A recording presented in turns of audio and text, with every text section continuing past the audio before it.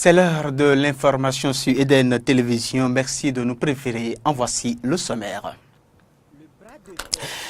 Le successeur de Sévérin Adjovi à la tête de l'hôtel de ville de Ouida est connu. Il s'agit de Célestine Adjanoron, élue ce jeudi 28 juillet 2017. Plus de détails sur le déroulé de son élection, c'est dans ce journal.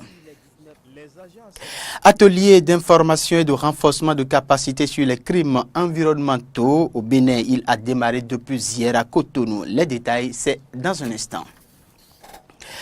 Et puis, le programme d'action du gouvernement PAG a reçu un soutien de taille. Il s'agit de celui de la Banque africaine de développement.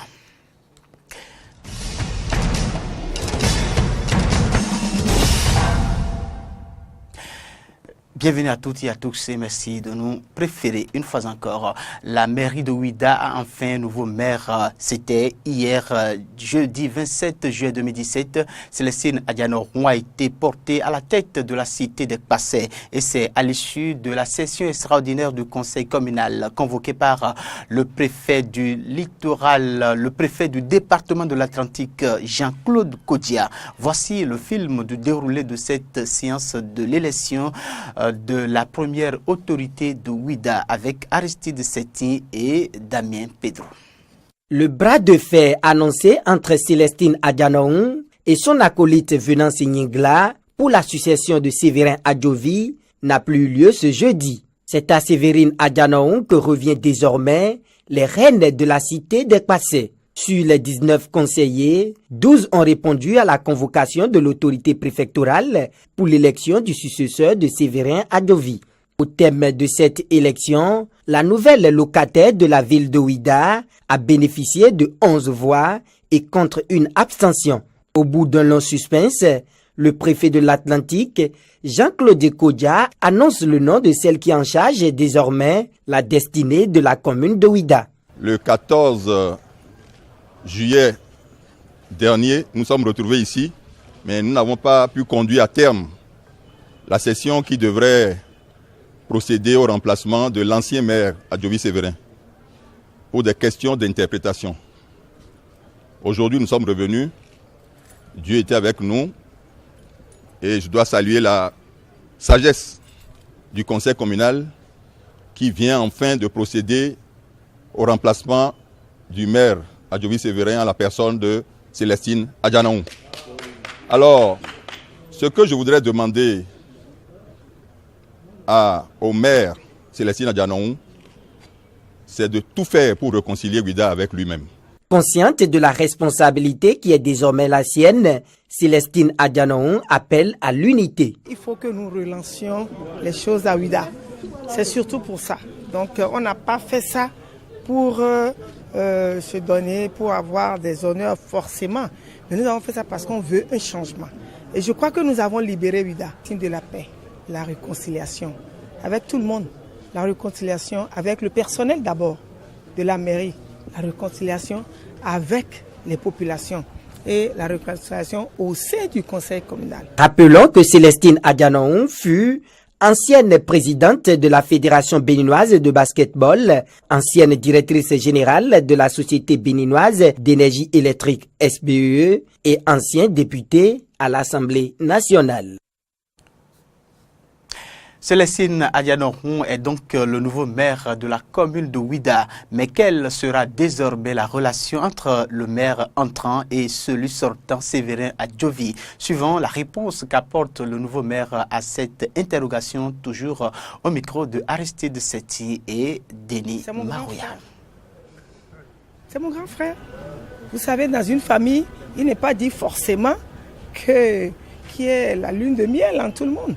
C'est mon grand frère. Dès que j'aurai besoin de lui, j'irai le voir. Parce que quelque part, il a plus d'expérience que moi en la matière.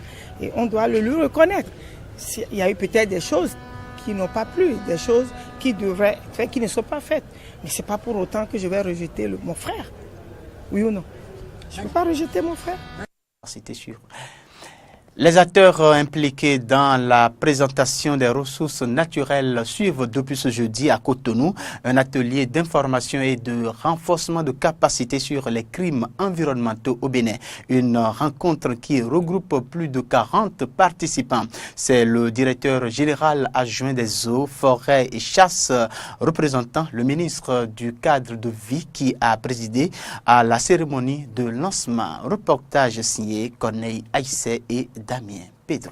Les agents assermentés, les unités de sécurité, les acteurs de la société civile, autorités du ministère du cadre de vie et représentants du Centre national de gestion des réserves de faune Sénagref échangent sur la criminalité faunique au Bénin. Il s'agit de l'atelier d'échange des informations sur l'application des textes des lois sur les biens publics mondiaux. Les travaux portent sur l'application des lois relatives à la protection de la faune et de la flore au Bénin. La cérémonie qui nous réunit a un caractère très particulier pour les structures en charge de la gestion des ressources naturelles sous tutelle du ministère du cadre de vie et du développement durable. En effet, elle vient renforcer les actions déjà engagées avec la coopération néerlandaise et tous les autres partenaires techniques et financiers qui soutiennent depuis les années 60 les actions de préservation des ressources naturelles dans notre pays. La formation proposée dans le cadre de cet atelier vise à renforcer les capacités des acteurs tels que les magistrats, les forestiers, les douaniers, les gendarmes, les marins et les policiers sur leur rôle dans l'application des réglementations en matière de l'environnement, la gestion durable des ressources fauniques et forestières des zones humides et la lutte contre l'exploitation abusive et le trafic illégal de faune sauvage et du bois au Bénin. Sans les magistrats, sans la justice, nous ne pouvons rien réussir à faire. Et pour dissuader, pour amener les populations à mieux préserver les ressources, et même les autorités à jouer pleinement leur rôle, c'est qu'on ne peut pas mettre la justice de côté. Et l'objectif de cette rencontre, c'est d'échanger des informations sur les menaces graves qui pèsent sur notre environnement, mais aussi d'aller au cœur des textes de loi pour sensibiliser les agents assermentés sur leur rôle. Les échanges nous permettent non seulement de leur faire connaître à ce corps-là la loi ou les textes juridiques et réglementaires spécifiques en la matière, parce qu'ils ne sont pas toujours outillés pour cela. Donc c'est pour cela que ces genres d'exercices permettent à chaque acteur de prendre connaissance de l'existant, et les échanges que nous avons commencé par faire là permettent de savoir apprécier la situation. Criminalité environnementale et conséquences sur la sécurité humaine, première communication de cet atelier a été donnée par le colonel Bruno Nanet, attaché de sécurité intérieure de l'ambassade de France près le Bénin. Il a insisté sur les axes prioritaires d'une lutte efficace contre la criminalité environnementale. Pour lutter efficacement contre la criminalité faunique, il y a deux priorités indispensables à observer. Un, une volonté gouvernementale, et donc des forces de l'ordre qui mettent en application les orientations du gouvernement, et deux, une acceptation par la population qui doit être informée sur les avantages de protéger les espèces. Rôle des parties prenantes dans l'application des lois environnementales et procédures judiciaires, aperçus sur les cadres législatifs et réglementaires de la gestion des biens publics mondiaux et leur application au Bénin, corruption dans les procédures de l'application des lois environnementales sont entre autres des thèmes abordés au cours de cet atelier. Il regroupe au total plus de 40 participants, des structures impliquées dans la préservation des ressources naturelles.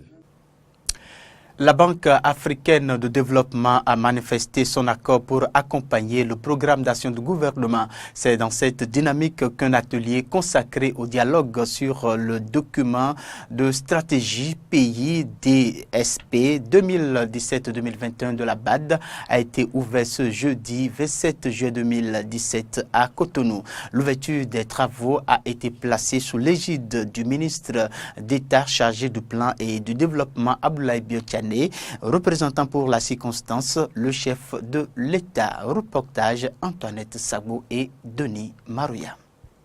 Ce jeudi 27 juillet 2017, le document de stratégie pays DSP 2017-2021 de la Banque africaine de développement a été mis en étude par les experts de la Banque et du ministère du Plan avant d'être adopté par le conseil d'administration à la fin de l'atelier. L'ambition de ce document est de mettre à la disposition du gouvernement béninois des ressources financières nécessaires à la relance de l'économie et à la réduction de la pauvreté. Deux piliers sont pris en compte, à savoir d'une part l'agriculture et l'agro-industrie et d'autre part les infrastructures de transport et de l'énergie. Il s'agit pour nous d'accompagner les filières, d'accompagner la chaîne de valeur agricole, c'est-à-dire de la production jusqu'à le transport, la transformation et la commercialisation afin d'avoir plus de valeur ajoutée et d'avoir plus d'emplois et plus de revenus pour les gens qui sont dans ce secteur. Et nous avons estimé qu'il fallait aussi agir au niveau des infrastructures de transport qui sont importantes pour l'agriculture, les infrastructures énergie qui sont aussi importantes pour la compétitivité de l'économie, pour réduire la pauvreté. Et c'est donc l'ensemble de ces secteurs qui vont guider nos interventions, mais avec aussi un impact, un point important mis sur la réduction des inégalités de genre, c'est important pour nous, la résilience au changement climatique, ainsi que le développement des compétences et enfin l'amélioration de la gouvernance qui est transversale dans tous les secteurs dans lesquels nous intervenons. Le ministre du Plan et du Développement, Abdoulaye Biotchane, représentant le chef de l'État, se réjouit de la mise en application de cette feuille de route qui devrait permettre de réduire les peines des populations. Les actions prévues dans le nouveau DSP et l'enveloppe financière qui l'accompagne seront davantage facilitées par l'ouverture au Bénin d'un bureau national que le conseil d'administration vient d'approuver. Je reste donc persuadé que le nouveau DSP contribuera non seulement à la mise en œuvre des 5 principaux axes majeurs que la Banque a mis en évidence à travers les High Five, mais aussi et surtout à nous permettre de mettre en œuvre de manière conséquente notre programme d'action de gouvernement. Ce présent atelier de la Banque africaine de développement est axé sur le développement des pays qui constituent ses clients. Pour l'horizon 2017-2021, environ 300 milliards de francs CFA seront mobilisés pour l'atteinte des objectifs fixés. D'un atelier à un autre, ouverture du 9e Forum Ouest africain sur la gouvernance de l'Internet en Afrique de l'Ouest. Une rencontre internationale qui a pour objectif de réfléchir sur les risques et menaces résultant de l'usage d'Internet afin donc de trouver des stratégies adéquates pour s'en prémunir. Carole Olaye et Fiak Voigt pour le compteur. Sécurité numérique pour le développement socio-économique et la paix en Afrique de l'Ouest, c'est le thème du 9e Forum Ouest africain sur la gouvernance de l'Internet qui a réuni plusieurs participants des pays membres de la CEDEAO, Communauté économique des États de l'Afrique de l'Ouest.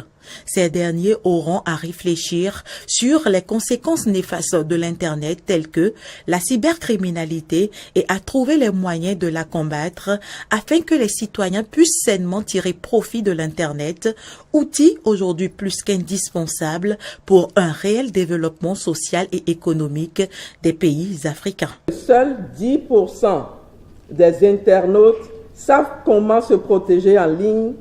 Plus de 80% craignent d'être piratés et plus de 65% redoutent le suivi publicitaire, c'est-à-dire le profilage. Comment garantir à nos concitoyens le respect de leurs droits en matière de vie privée sur Internet? Comment lutter contre la cybercriminalité et restaurer la confiance dans nos écosystèmes numériques? La protection des données à caractère personnel devient donc une nécessité absolue. Organisé par la CEDEAO, le Forum Ouest africain sur la gouvernance de l'Internet va aussi permettre l'atteinte de plusieurs objectifs de cette institution sous-régionale. Nous sommes convaincus que les TIC sont effectivement la locomotive du processus d'intégration régionale en Afrique de l'Ouest.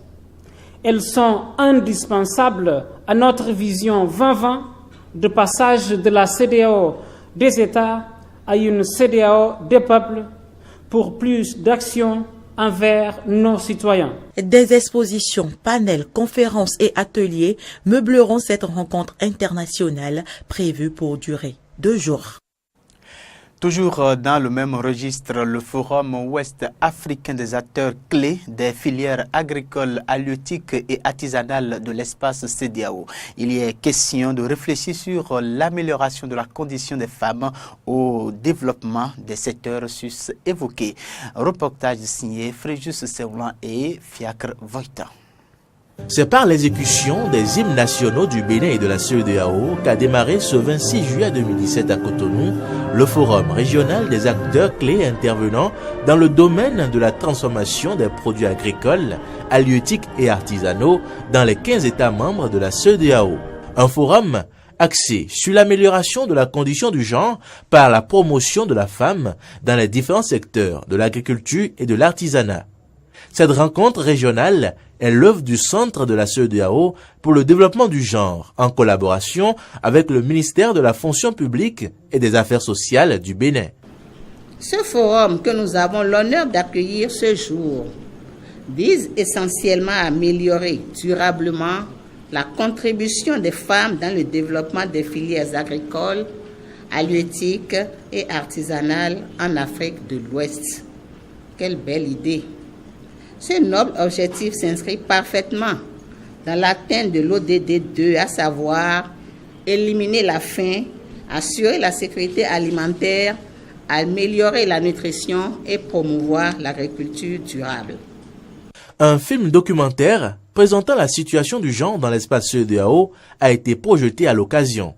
Une manière pour la commission de la CEDEAO de contribuer aux travaux de ce forum. La commission de la CEDEAO veut non seulement renouveler son engagement sur les questions de genre et de développement dans les 15 États membres, mais elle veut surtout créer ici les conditions d'échange et d'expériences riches et variées et susciter un regard croisé sur les situations certes différentes, mais dont les solutions doivent être globales et harmonisées pour plus d'impact sur les conditions de vie et sur les conditions de travail de nos entrepreneurs dans notre espace. Plusieurs réflexions et partage d'expériences se mèneront à travers 5 panels riches et variés au cours des 3 jours de travaux de ce forum régional.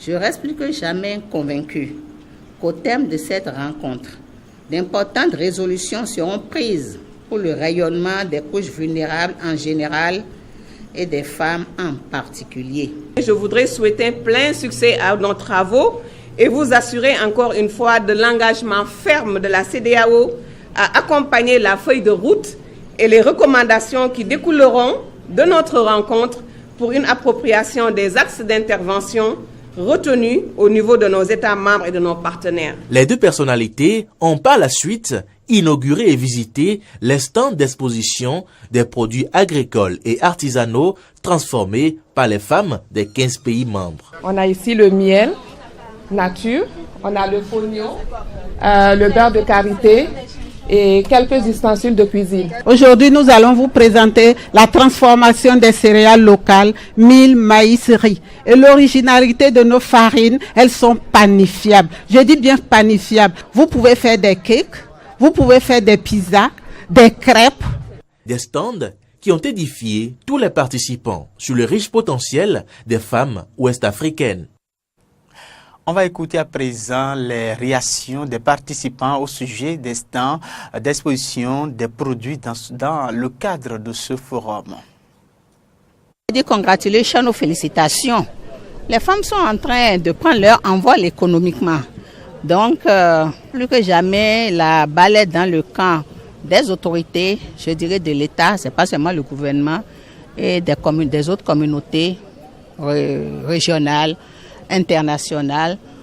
Toutes les communautés qui peuvent appuyer les femmes sont la bienvenue dans les initiatives qui seront prises au profit de la femme. Remercier le gouvernement du Bénin d'avoir abrité cet important forum et faciliter toutes les commodités pour que notre forum se tienne bien et que cela soit un succès pour la sous-région. Vous avez vu, j'ai visité le stand très riche là, en présence de Madame la ministre. Nous avons pu constater nous-mêmes combien était la richesse de la transformation dans nos différents pays.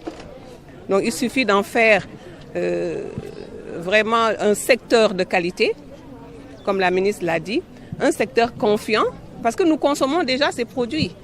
Si vous allez dans les différents 15 pays de la CEDEAO, partout où vous allez, ces produits sont consommés. Exportés même en France, aux États-Unis, quand vous allez, vous voyez les stands des pays africains. Moi, je suis très fière quand j'ai vu tous ces stands-là, ces publicités et ces présentations dans les supermarchés en Occident et dans nos pays même.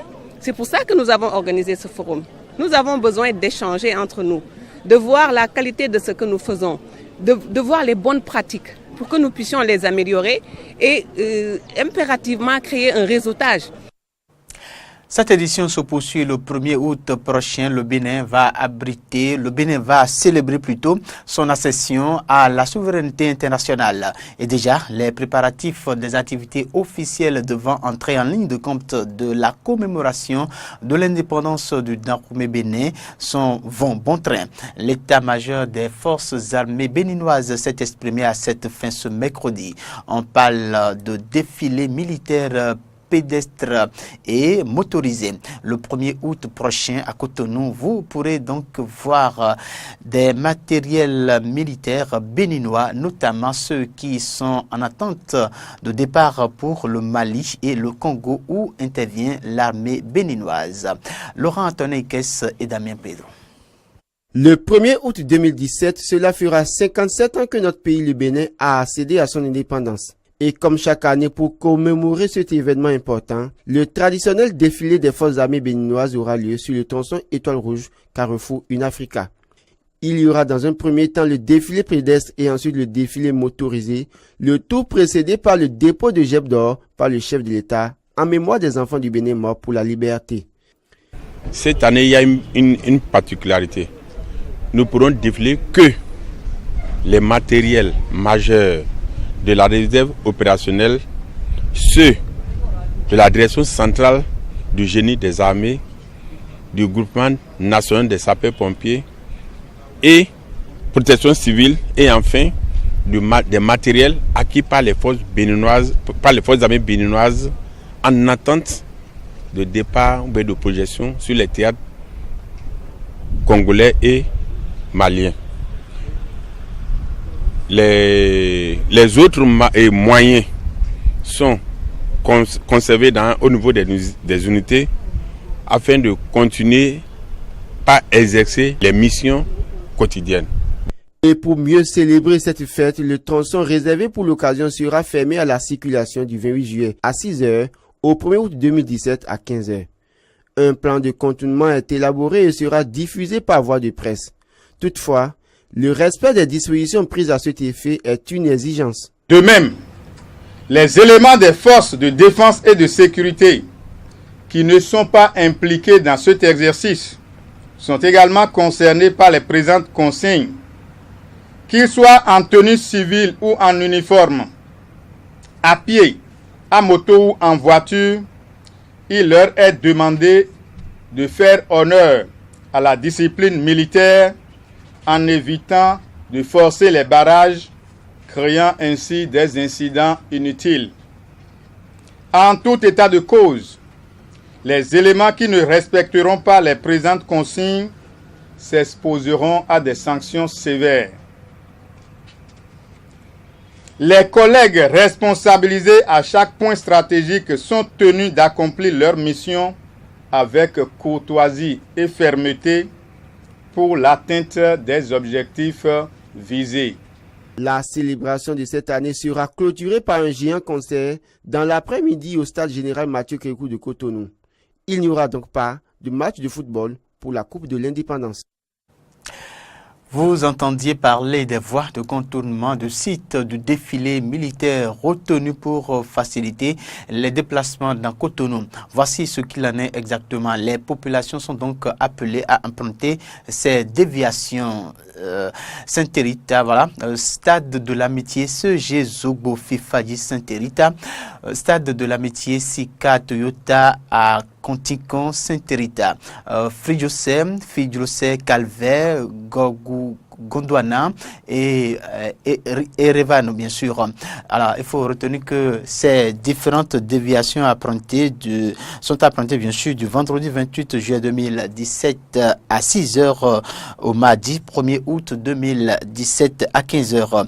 Information tirée du communiqué du chef d'état-major général des forces armées béninoises, général de brigade Laurent Amoussou. Vous pouvez retenir l'intégralité de ce communiqué sur notre site internet beneeden.tv. Eh bien, c'est la fin de ce journal sur Eden Télévision. Merci de l'avoir suivi et prenez donc le prochain rendez-vous de l'information, la grande bien sûr, à 20h. Merci de nous avoir suivis.